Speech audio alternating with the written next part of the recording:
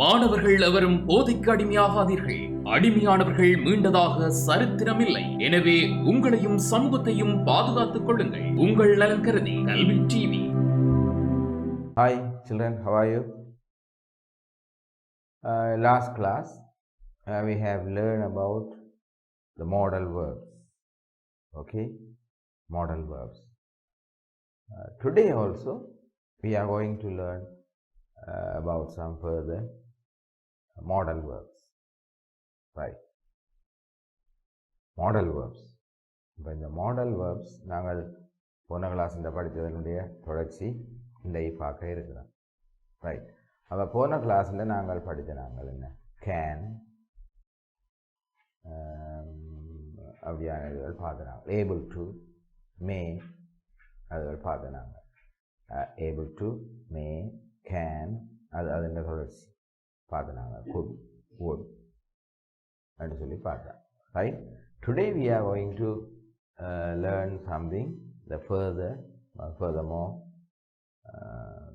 modal verbs.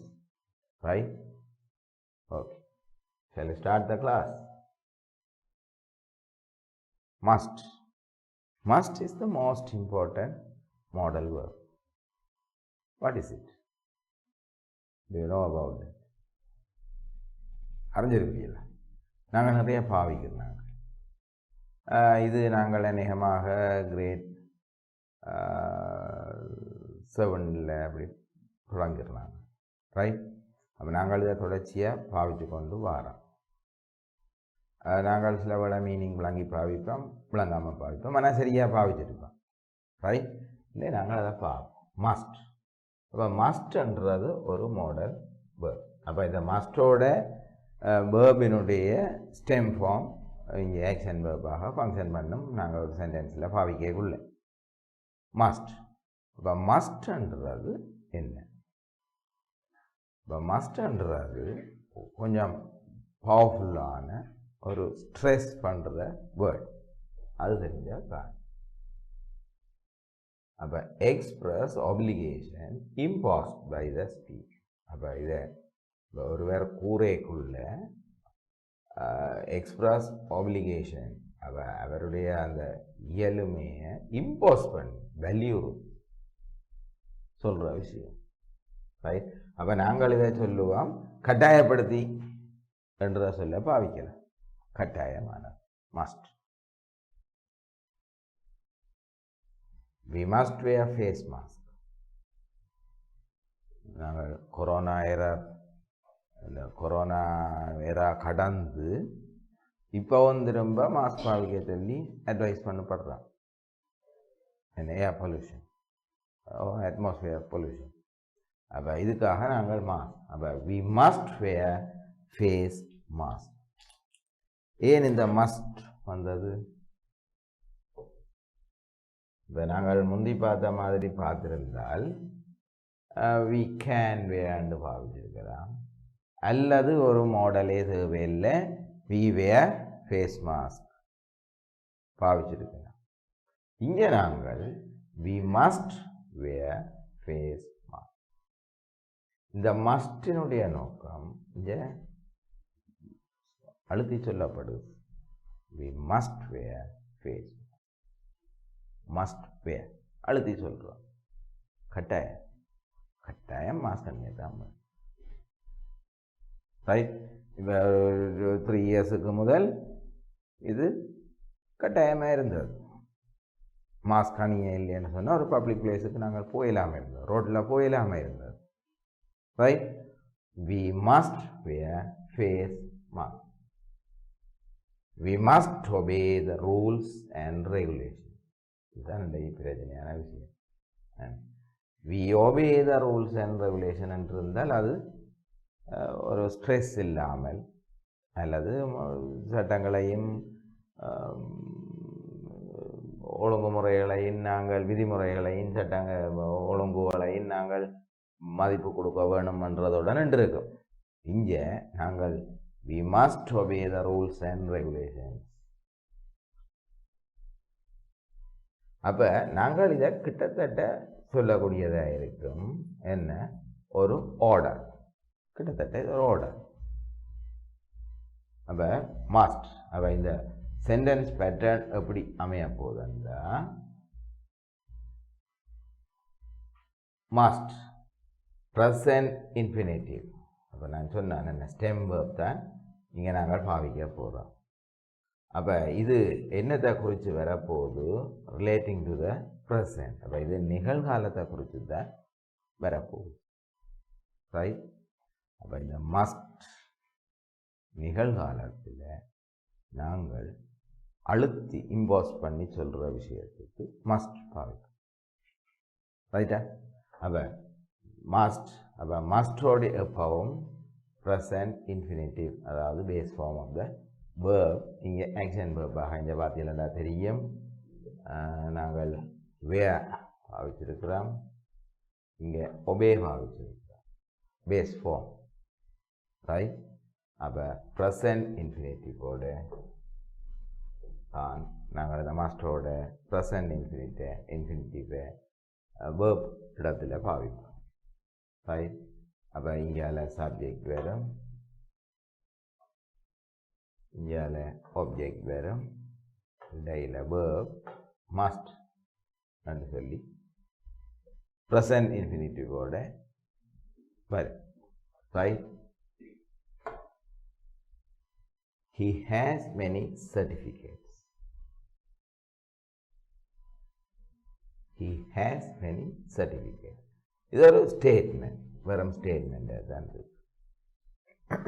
has a main verb-ஆக கொண்டு has a main verb-ஆக கொண்டு இங்கே சொல்லப்பட்டிருக்கு he has many certificates. So நான் ஸோ பாவிக்கிறேன், இந்த இடத்துல so பாவிச்சிருக்கலாம், பாவிக்கிறேன். he must be clever. கட்டாயம் கட்டிக்காரனாக தான் இருப்பான், கட்டாயமாக அவன் கட்டிக்காரனாக தான் இருப்பான். he must be clever.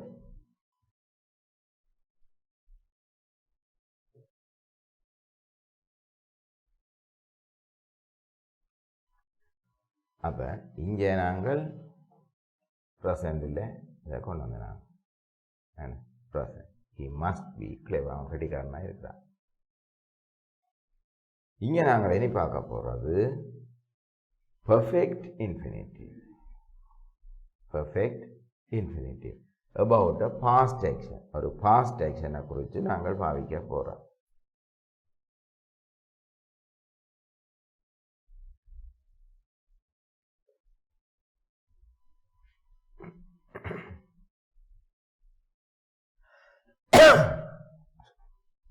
There was no rain last month. Our statement was be a ordinary verb கொண்டு ஃபங்க்ஷன் பண்ணி இருக்கு. There was no rain last month. Farmers must have pumped water to Perry. அப்போ அவர்கள் தங்களுடைய நெல்லுக்கு must have pumped. அப்போ இங்கே perfect இங்கே நாங்கள் பெர்ஃபெக்டாக பாவிச்சிருக்கிறோம்.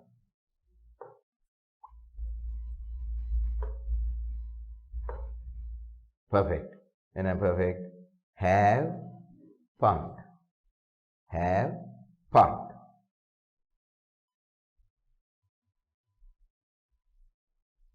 இங்கே நாங்கள் பி சிம்பிளாக பாவிச்சோம். அப்போ இந்த மஸ்ட் எங்களுக்கு ரெண்டு இடத்துல யூஸ் ஆகும். ஒன்று ப்ரெசன்ட் சிச்சுவேஷனில் நாங்கள் பாவிக்கிறது, மற்றது பாஸ்ட் ஆக்ஷன்ஸை குறித்து பாவிக்கிறோம். ஒரு பாஸ்ட் ஆக்ஷனை குறித்து நாங்கள் சொல்லிக்குள்ள அதை பாவிப்போம். அப்போ there was no rain last month. Farmers must have pumped water to Perry.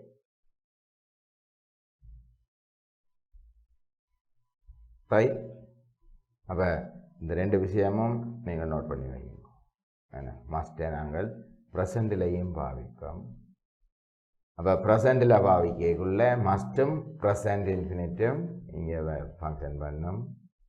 இதை பாஸ்ட் ஆக்ஷனுக்கு நாங்கள் சொல்ல ஒழிக்கிறக்குள்ள மஸ்ட்டும் பர்ஃபெக்ட் இன்ஃபினிட்டிவும் இங்கே ஃபங்க்ஷன் பண்ணும். right?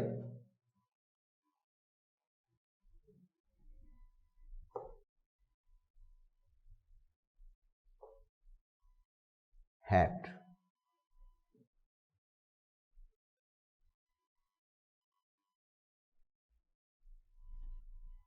அப்போ express obligation imposed by an external authority or circumstance. அப்போ இது என்ன? இது நாங்களாகவே எங்களுக்கு ஒரு இதை சொல்கிறதாயும் இருக்கலாம், அல்லது வெளியில் இருந்தோரால் எங்களை இம்போஸ் பண்ணுறதாயும் இருக்கலாம். அப்படி இது செய்ய வேண்டி இருக்கு. கட்டாயம் என்றதுக்கு அடுத்தபடியில் இது நாங்கள் இப்போ எங்கள்கிட்ட தமிழில் சொல்கிறதா இருந்தால் ஒரு அந்த அரையண்டை பாட்டு சொல்லுவோம், செய்ய வேண்டி இருக்கு, ரைட்? அப்போ அந்த மீனிங்கில் இந்த have to இங்கே ஃபங்க்ஷன் பண்ண போகிறேன். எப்படி? we have to attend to the Zoom class. have to attend.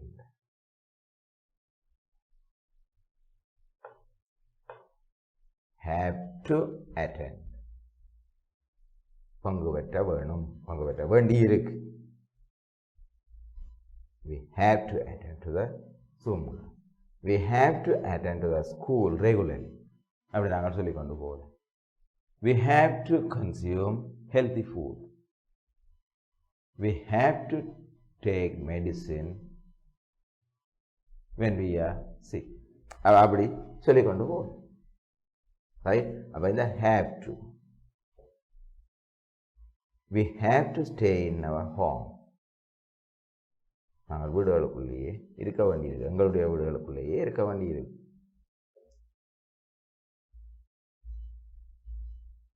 Right? அப்போ have to. அப்போ இந்த ஒப்ளிகேஷன் தான் இம்போஸ் பண்ணப்படுது. அப்போ இது சில நிலைமைகள் என்ன, எக்ஸ்டர்னலாக வெளியில் இருந்தோ அல்லது நாங்களாகவே சொல்லிக்கொள்கிற மாதிரியாகவோ இதை நாங்கள் பாவித்து கொள்வோம், ரைட்? Shall we move?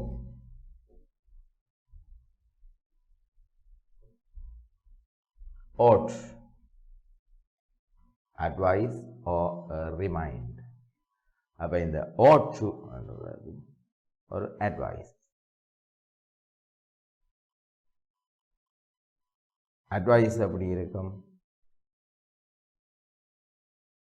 அங்கே முதல் பார்த்த must, அடுத்தது order, அடுத்தது ஒரு நெருக்கடி ஒன்று இருக்காங்க, செய்யத்தான் வேணும் என்ற ஒரு சின்ன ஒரு அழுத்தம் ஒன்று இருக்கு. இது செய்யலாம், செய்யாமல் விடலாம், அல்லது ஒரு ஞாபகம் மட்டும் இப்படி ஒன்று இருக்கு, நீ செய்ய இல்லையா, செய்ய வேணும். இப்போ நீங்கள் வீட்டில் ஸ்கூலில் டீச்சர்ஸ் சொல்லுவேன், நீங்கள் ஹோம்ஒர்க் செய்ய வேணும், அதாவது வேலை உங்களுக்கு ஒரு அசைன்மெண்ட் ஒன்று தந்துருந்தால் அடிக்கடி ஞாபகப்படுத்தணும். என்ன அசைன்மெண்ட் ஒன்று இருக்குது, இத்தனை தேதிக்குள்ளே முடிக்கணும், இந்த வீக்குக்குள்ளே அதை முடிச்சு ஒப்படையுங்கோ என்று சொல்கிற விஷயம் ought. அப்போ இங்கே பார்த்தா லெஸ் ஸ்ட்ரெஸ் தேன் மஸ்ட் நான் சொன்னேன். இங்கே அழுத்தம் வந்து பெரிய அளவுக்கு இருக்காது. இப்போ மஸ்ட் அளவுக்கோ ஹேவ் டுன்றது வித்தியாசம், அது செய்ய வேண்டி இருக்குன்றதை சொல்கிற விஷயம். இங்கே இது இப்போ இத்தனையாம் தேதிக்குள்ளே ஒப்படைக்க வேணும். நம்ம சொன்ன உதாரணத்துக்கே வாருனேன், அசைன்மெண்ட். அப்போ உங்களோட டீச்சர் சொல்லலாம் என்ன, you ought to hand over the assignment before this weekend சொல்லலாம், ரைட்? அப்போ இது ஒரு ஸ்ட்ரெஸ் குறைவான். You ought to attend to the Zoom class regularly. அப்போ இங்கே அங்கே நாங்கள் have to attend என்று பார்த்து நாங்கள் என்ன இதுக்கு முதல் have toக்கு பாவிச்சு நாங்கள் பங்கு பெற்ற வேண்டி இருக்கு. அது நிலைப்பாடு, அதில் நிலைப்பாடை சொல்கிறோம், பங்கு பெற்ற வேண்டி இருக்கு. இங்கே பங்கு பெற்று, அதாவது பங்கு பெற்ற வேணும்.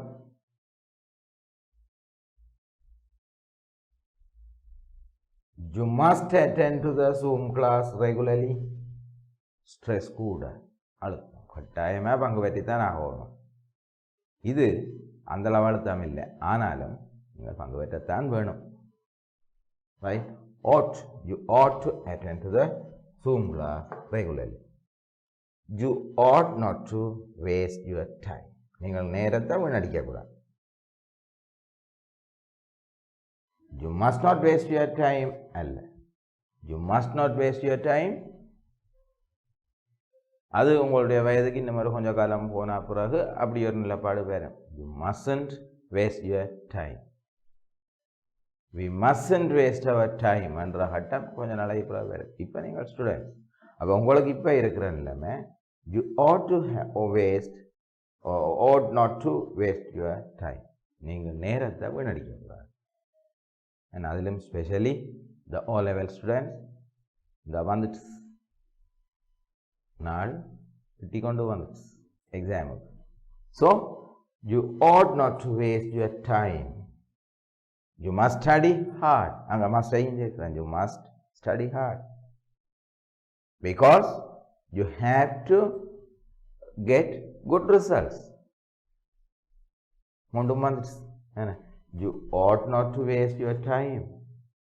You must work hard for your examination because you have to get top results, right? Ought. அப்போ இன்றைக்கு படித்ததை ரிவைஸ் பண்ணுங்க. must,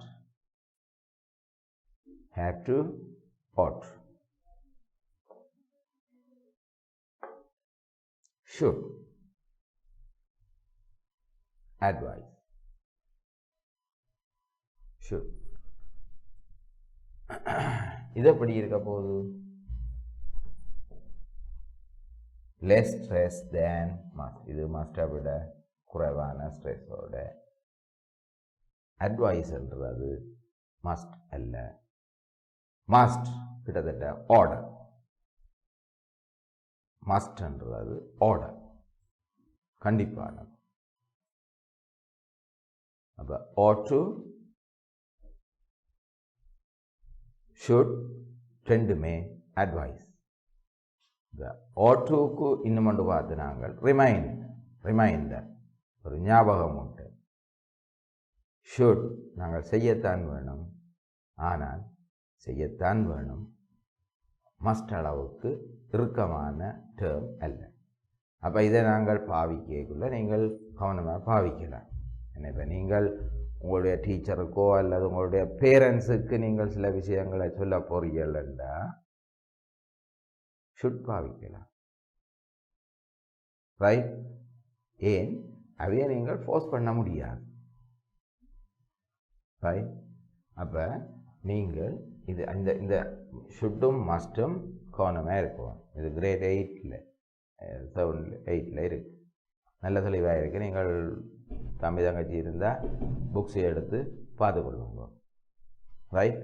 இந்த must, should, must not, should not, அங்கே நல்ல தெளிவான டெக்ஸ்ட் உங்களுடைய பீப்புள்ஸ் புக்கில் இருக்குது, ரைட்? நீங்கள் திருப்பி பார்க்குறதுக்கு நல்லது, பார்த்துக்கொள்ளுங்க, ரைட்? அப்போ இதுக்கு எக்ஸாம்பிள் பார்த்தோம்.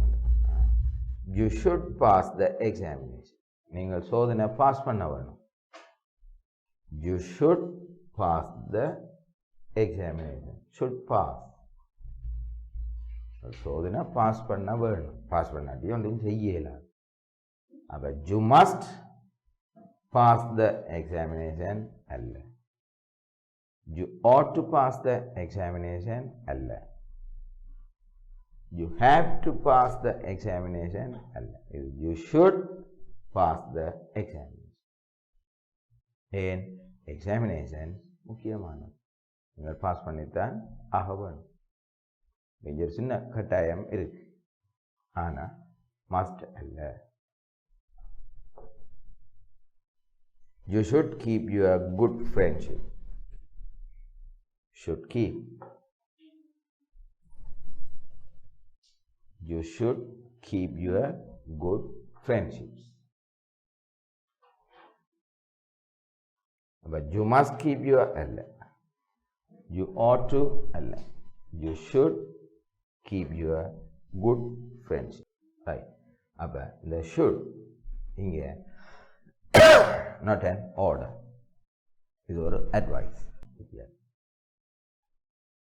ஓட்டுவும் less stress than must என்று தான் பார்த்தாங்க. ஷுட்டும் அதைத்தான் பார்க்கலாம். அதன் அதுக்கும் அட்வைஸ் என்று தான் பார்த்தாங்க. இதுக்கும் அட்வைஸ் என்று தான் பார்க்குறான். பதில் என்ன வித்தியாசம்?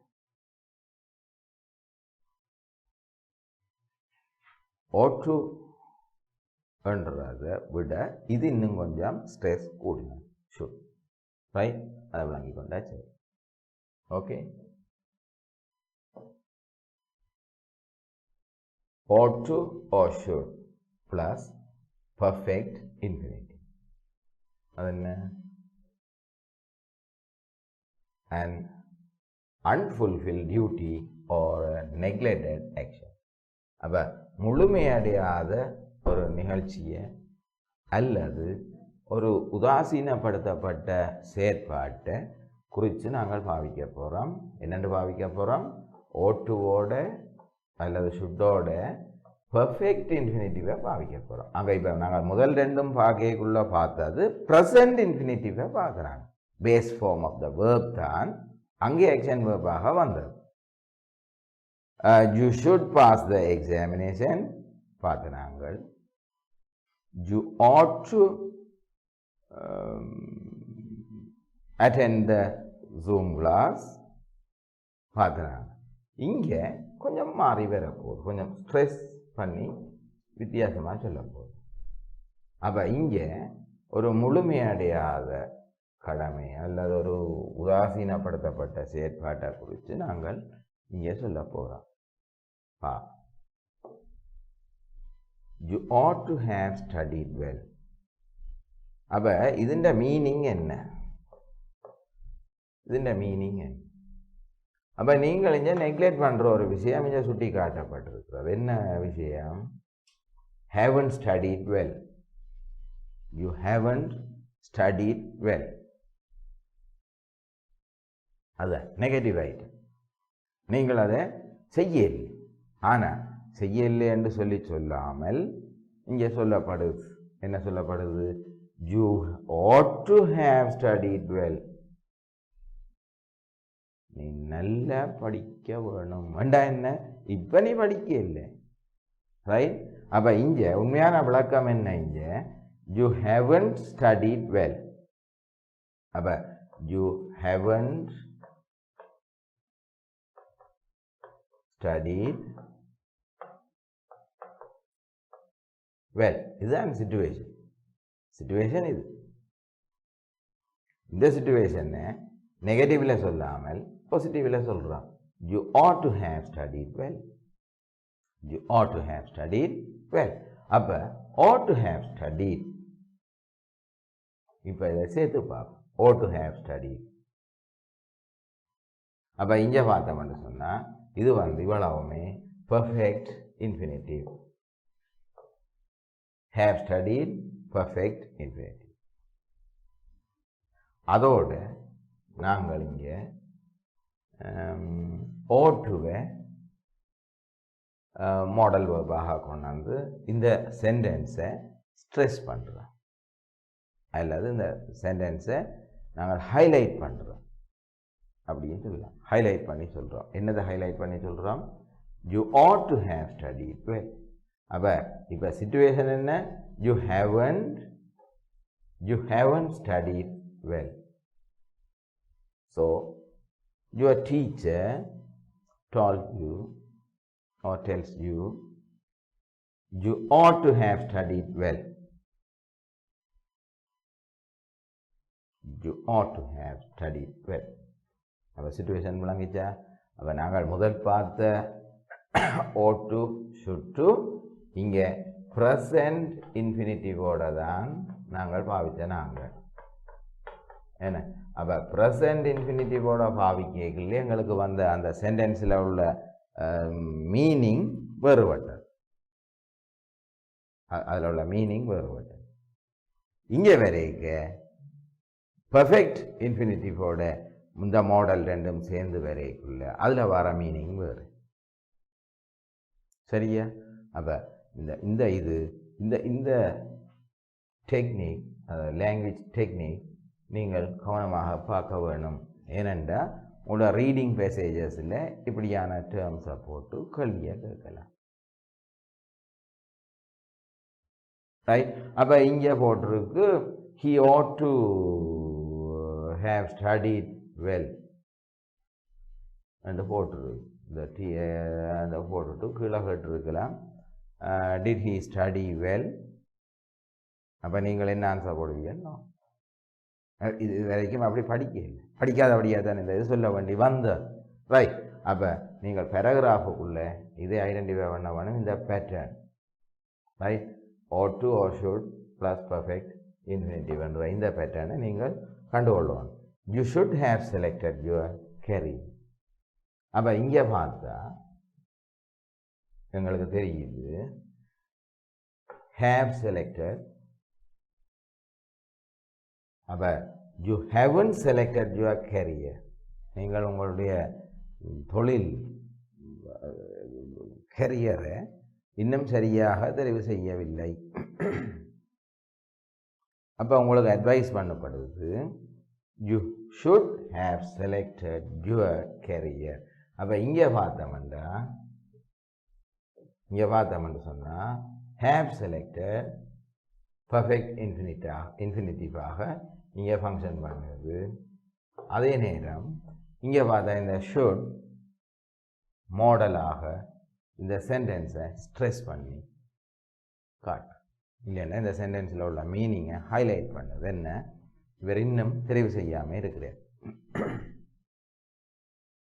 ரைட்? இப்போ நீங்கள் 11க்கு வந்து முடியுது, அங்கே கிரேட் 9ல் இருக்கக்குள்ள கடைசி டேர்மில் தடுமாறி இருப்பீர்கள் என்ற நீங்கள் அந்த கொரோனா முடிஞ்சு வந்த கால பகுதிக்குரியாக்கள் நம்ம கிரேட் 10ல் வந்த உடனே உங்களுக்கு சொல்லப்பட்டிருக்கும் இந்த வசனம் you should have selected your career. நீங்கள் உங்களுடைய கேரியரை செலக்ட் பண்ணுங்கோ. இது வரைக்கும் செய்யாதபடியாக தான் இந்த அட்வைஸ் உங்களுக்கு வருது. அப்போ அங்கே போய் பாஸ்கெட் சப்ஜெக்டில் தடுமாறிக்கொண்டு இருந்திருப்பீங்க. இது எடுக்கிறதோ அதை எடுக்கிறதோ எது? ரைட்? அப்போ இதுதான் இதில் உள்ள நாங்கள் கற்றுக்கொள்ள வேண்டிய விஷயம். அப்போ நாங்கள் முதல் பார்த்தது ought to or should plus present infinitive. அதுதான் எங்களுக்கு அங்கே என்ன ஸ்ட்ரெஸ் பண்ணி இருந்தது, அட்வைஸ் பண்ணி இருந்தது.